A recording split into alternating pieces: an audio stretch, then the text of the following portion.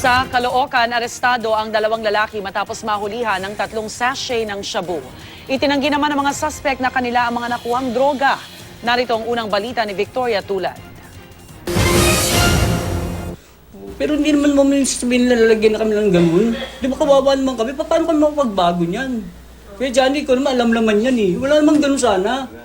Mariing itinanggi ni Arturo Abong ang bintang ng mga opisyal ng Barangay Bagong Silang, North Caloocan na may nakuha sa kanyang 3 sachet ng hinihinalang shabu. Dinakip si Abong kasama ang kapitbahay na si Ardiniano Morales pasado hating gabi sa Phase 8A Package 11. May hinahabol daw na snatcher ang mga miyembro ng task force ng barangay nang makita sina Abong. Sinita namin, ayaw pa magpa-kap-kap. So, nag-agawa ng mga task force ko. Yun, nakuha sa kanila yun, 3 sachet na illegal na shabu. Pero giit nila Abong, hindi sa kanila ang mga pakete ng hinihinalang droga.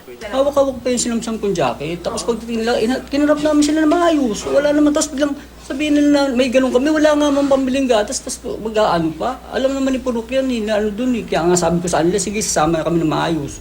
Bumaba ako noon nagsashot kami nung bayo ko.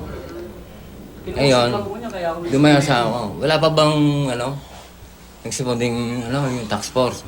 Wala pa nga akong dumaan. Nandun ako sa Patoking Creek, nakaganon ako, katayo ko. Kakwentuhan ko to. Dati na raw na inquest si Abong dahil sa possession of illegal drugs. Noong nakarang taon, na-encounter din namin to doon din sa Phase 8. Galing ng Bulacan, kumuha ng shabu. Kaya lang, naitapon niya ng shabu. Hindi namin nakuha sa kanyang katawan. So, nangyari, hindi na-inquest, naglapse ang oras. Si Morales naman walang record pero kilala ng mga residente na tulak. Bagaman marami na ang napatay at nahuli sa Bagong Silang, simula nang mag-umpisa ang kampanya kontra droga ng Administrasyong Duterte, marami pa rin daw ang nagtutulak at gumagamit nito. Alamak ang bintahan niya sa lugar na yan. Ayun. Yung Phase 8 na yan eh. Kaya tinawag namin na Shabu Count Channel. Bawat bloke parang may naglalako ng shabu.